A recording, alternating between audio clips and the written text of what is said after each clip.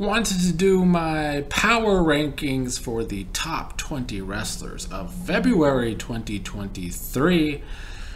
A lot of the same people still in my top 20. A few people dropped out, and a few people went into it for the first time, even though January was the first time I did these power rankings. Let's first talk about who fell out of my top 20.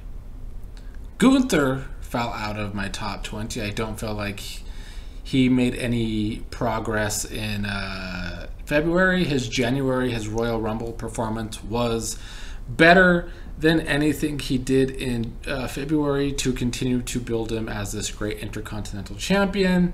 So he fell out of my top 20. Bully Ray also fell out of my top 20. As much as I can love a Bully Ray promo, I felt like he didn't have a good enough story in February. Once again, let me reiterate what I score on. I score everyone, well, at least I score like 50 plus wrestlers that I think deserve to possibly be in my top 20. I give them points out of 10 on their character / persona.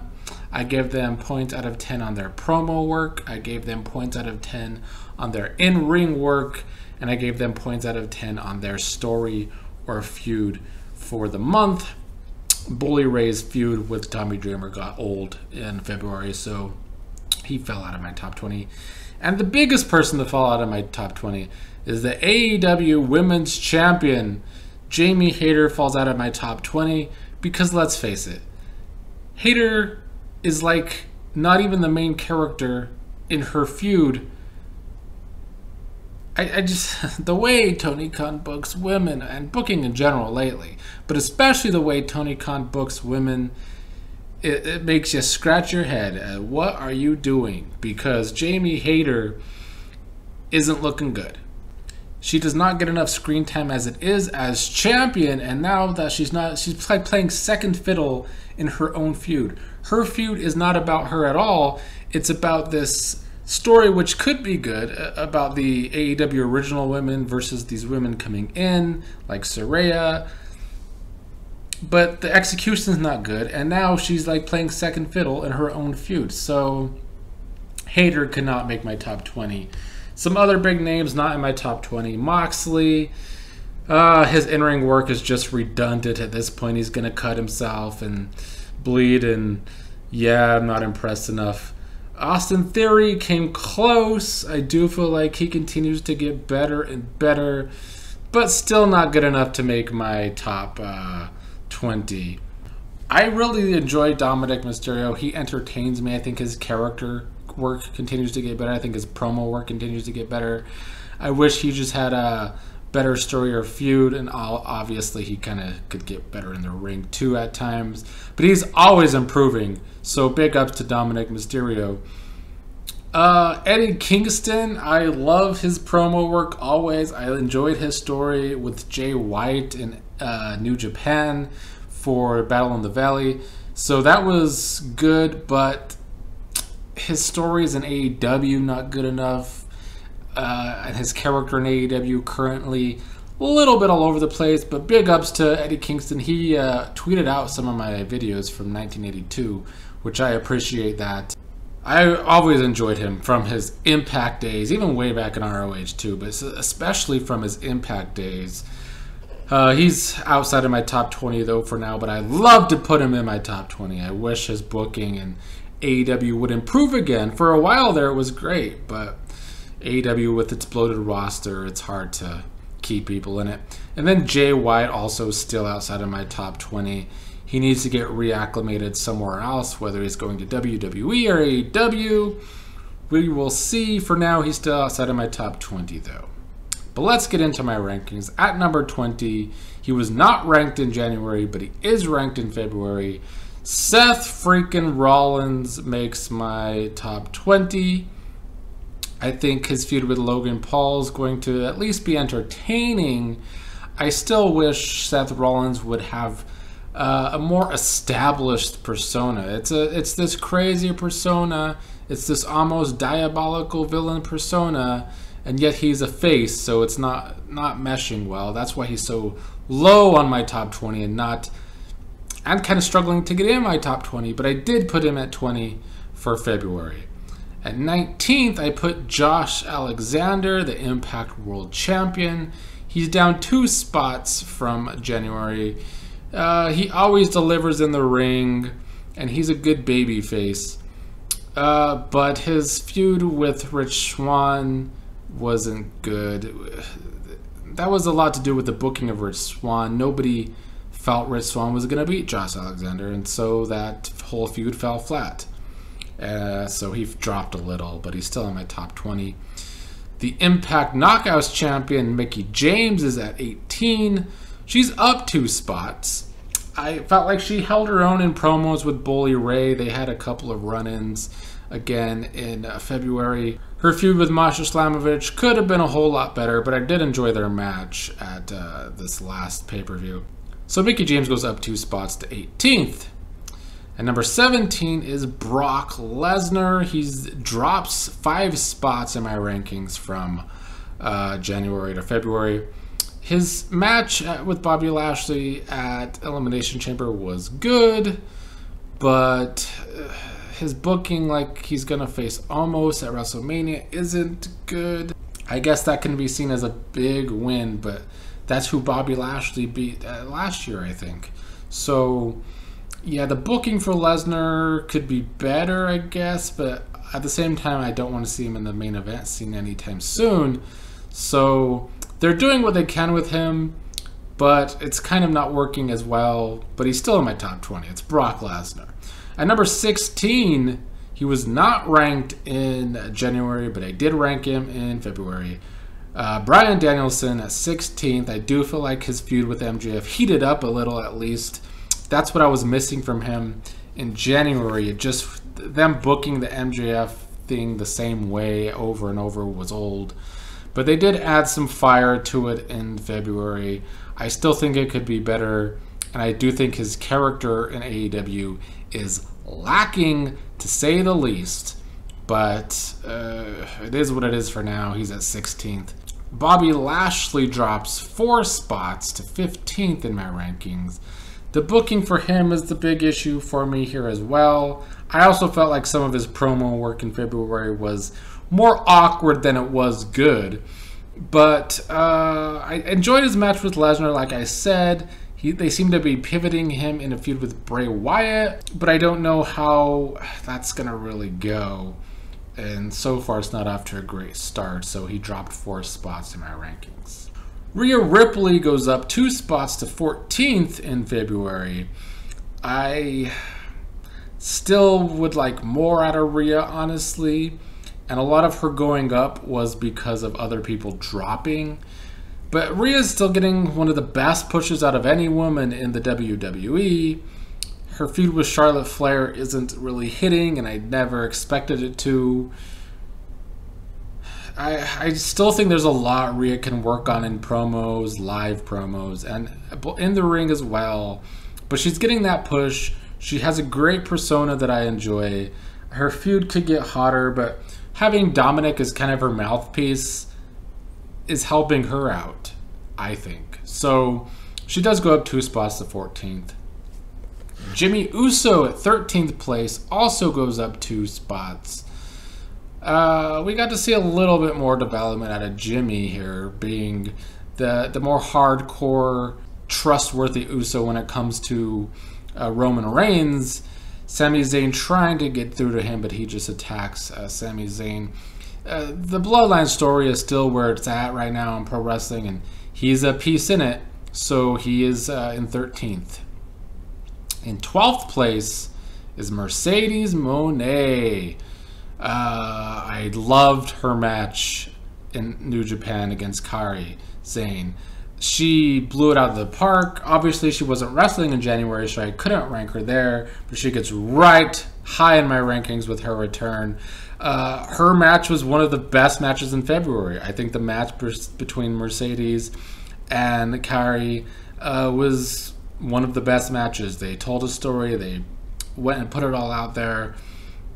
So yeah, she's just great in the ring. She's always had a good persona. We didn't get a lot of promo work out of her, and I do think the story could have been better, so she couldn't be that much higher in my rankings than 12th place, but it's nice to have her back in the wrestling world, to say the least. In 11th place, down 3 spots, is the former AEW Tag Champions, The Acclaimed. They dropped mostly because of Tony Khan's booking here again. The booking with the Gun Club left a lot of people scratching their head. Was it the time to take the titles off The Acclaimed? Probably not. It almost sometimes feels like Tony Khan doesn't like to keep people over for long, because he's absolutely terrible at keeping people over for whatever reason. Like, someone could be hot, and he will make decisions that lessens their hotness. I don't get it, but that's the way Tony Khan books. And The Acclaimed, because of that, drops 3 spots. They're still great at promos. I like them in the ring. I don't like their feud with the Gun Club, though. And their character development could be better. Let's be honest.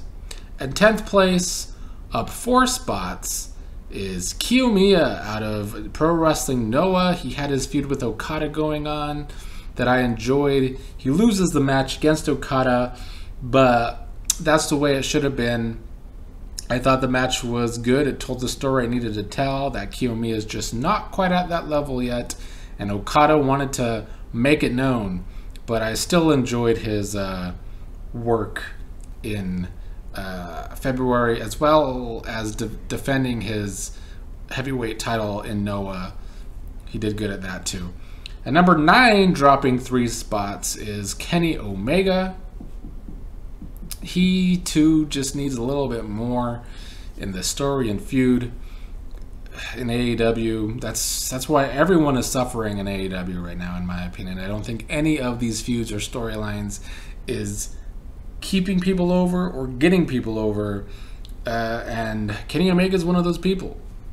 In 8th place, up 1 spot, is Bianca Belair. She will continue to be my top woman in wrestling until I see somebody be as well-rounded as she is. Nobody else is. I mean, Mercedes is probably close to that, but I don't know if I'm going to enjoy her feuds. And it's not like Belair's feud with Asuka is great, but it could be okay. That could be the one way that Mercedes could pass Belair in my rankings, is if she has some better feuds than Belair. Because WWE's booking of the women hasn't been great, but I still think she had a good February. She was booked strong on Raw, beating Becky and Bayley in that triple threat match. Her promos are always great. I do like her character. Belair's still high in my top 10. In 7th place, up 3 spots, is Cody Rhodes. He continues to work his way up higher. I still wish his feud with Roman was looking stronger than it's looking, but the Bloodline story is just stronger than Cody's story, is really what it comes down to. But Cody's still working it, and I do think he's getting higher and higher as we approach WrestleMania. In the 6th place is MJF. He's down 1 spot.